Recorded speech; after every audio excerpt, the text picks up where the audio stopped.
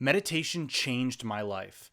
And let me tell you about how just 15 minutes a day completely transformed my mental health. I want to dive just right into the whole premise of what this video is about. So the first thing that I noticed when I first began meditating, I first really started to learn the importance of mindfulness and meditation when I was in college. And part of that was actually because I took a yoga class. I took it as a padded class that would be kind of easy, that I could pad with some of my other classes, which were a little bit more demanding of my time. But what I realized when I was doing the yoga class, other than learning the importance of yoga, which is a totally separate video that I might do, was the importance of the mindfulness aspect and the meditation aspect of the yoga class.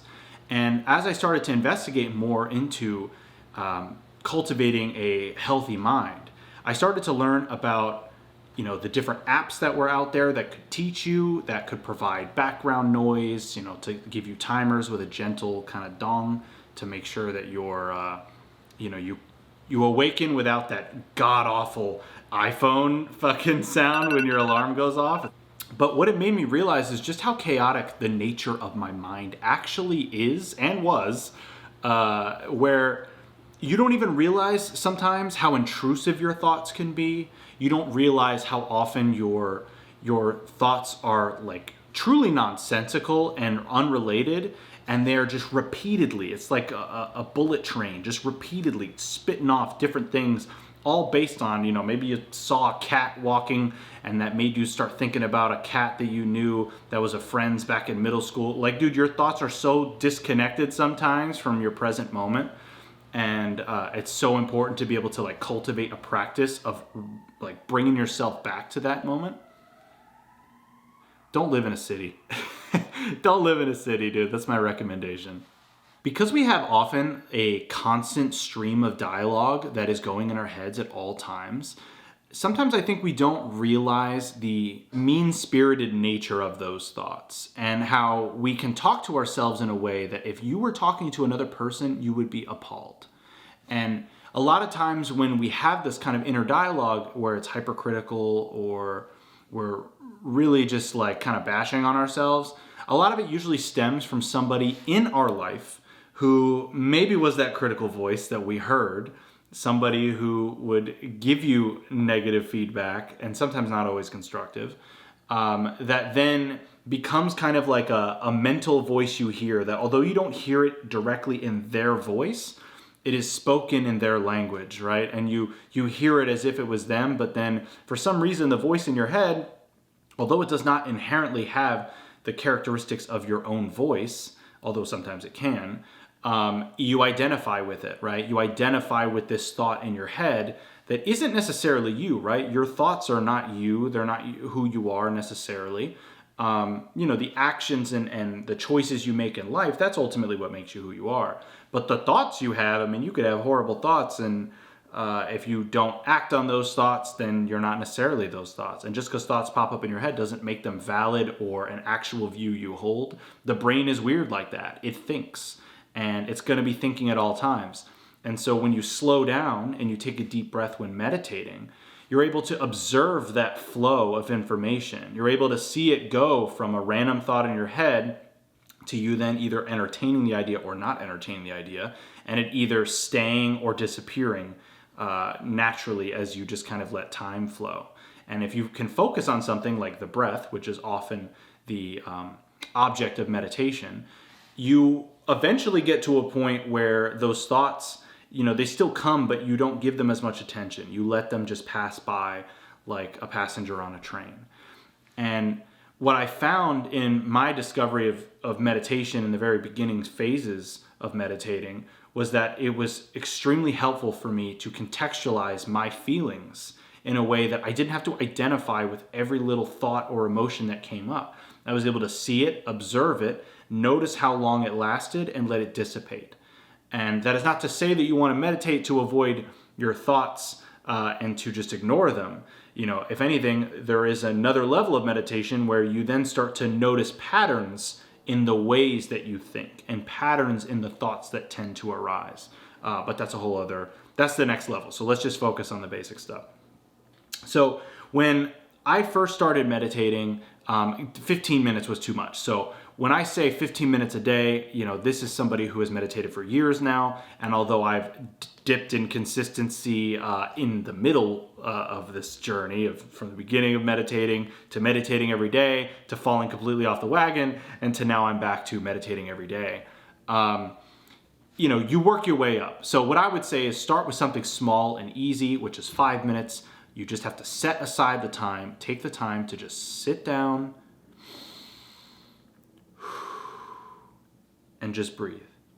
And for 5 minutes, that's all you need, right? And if you're a beginner, I actually do recommend using any of the guided meditation apps. So Calm, Headspace, any one of the other, I don't know any of the other ones off the top of my head, but any of the other apps that you can find, I highly recommend starting there, learning the nature of meditation from a trained professional. I am by no means a trained professional, I'm just a casual meditator. But you learn from the people who know what they're doing.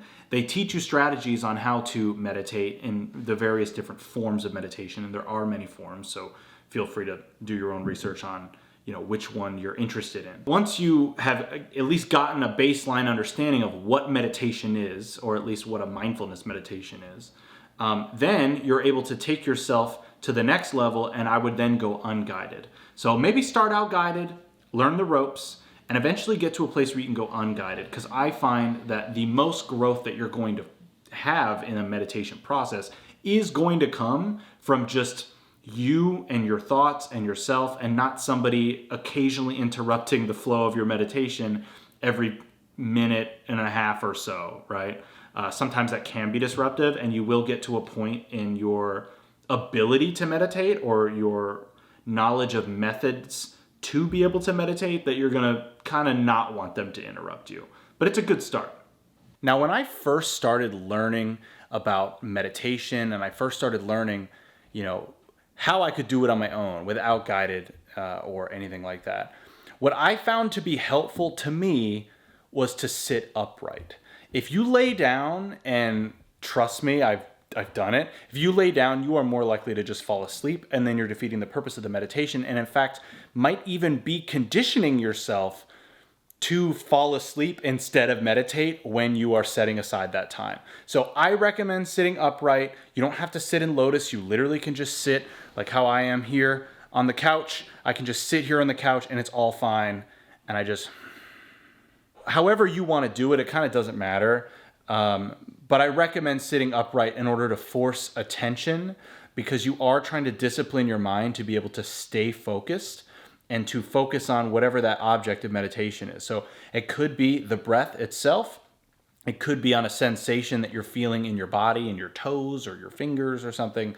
And I think it's really important that in the beginning phases, you need to set up good habits so that you don't find yourself either getting into a thought loop where you're just overly thinking. But at the same time, part of meditation is coming back to realization that you just lost your attention, right? So when you are meditating and you are thinking and you'll go off on a tangent, your recognition that you went on a tangent is meditation. When you come back to the breath, or you return to whatever object of meditation that you've created for yourself, that's meditation, and that is not failing.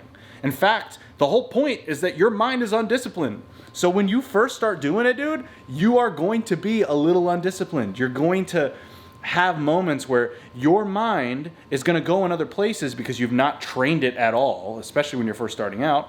And when you first train it, it's going to take time before you can quickly come back. So sometimes you might get lost for like 2 minutes, and then you come back to it and like, wait a second, I totally just went down that rabbit hole. That's meditation. You did not fail.